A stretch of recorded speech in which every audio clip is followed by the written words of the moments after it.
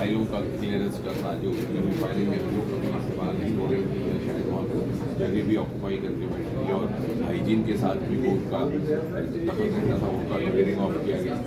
Second campaign जब आया तो हमें ये समझ में आया कि इसमें इलेक्ट्रॉनिक स्क्रैप को भी क्लियर करने का मतलब, धीरे धीरे हमारे कामकाज की शैली पूरी तरह से ऑनलाइन होती गई। लगभग 70-80-90% तक भारत सरकार का काम ऑनलाइन हो रहा है, और इस तरह से कागज़ का इस्तेमाल कम होकर के हमारा जो इलेक्ट्रॉनिक स्क्रैप था, जो बिगड़ा हुआ कंप्यूटर है, ख़राब हुआ माउस है, वो वहीं पड़े रहते थे, उनका डिस्पोजल किया।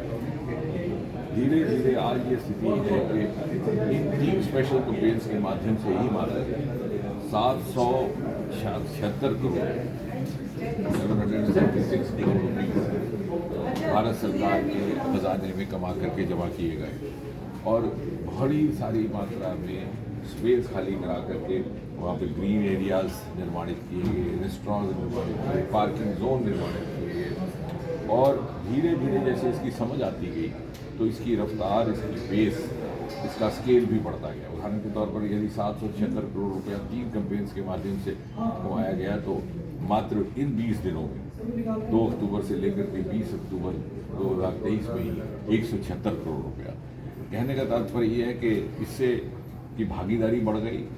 धीरे धीरे सभी कार्यालयों में, सभी मंत्रालयों, सभी विभागों में ये समझ में आया कि किस तरह से इसका डिस्पोजल भी किया जा सकता है, और साथ में वेस्ट टू वेल्थ का कॉन्सेप्ट को भी बढ़ावा मिला। और धीरे धीरे हम चाहेंगे कि सोशल लेवल पर भी हम इसकी जागरूकता पैदा करें।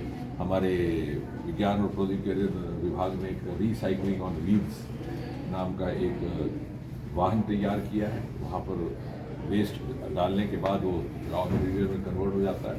इसी प्रकार का हमारा एक इंस्टीट्यूट है देहरादून में, जहाँ कुक्ड ऑयल को गृहिणियों से और अन्य सूत्रों से 20 रुपये किलो के हिसाब से खरीद करके उसको रिसाइकलिंग फॉर फ्यूल किया जाता है। तो एक तो हमारे सोशल बिहेवियर में हमारे में जब परिवर्तन आएगा तो ये एक प्राकृतिक रूप से हमारे स्वभाव का हिस्सा बन जाएगा।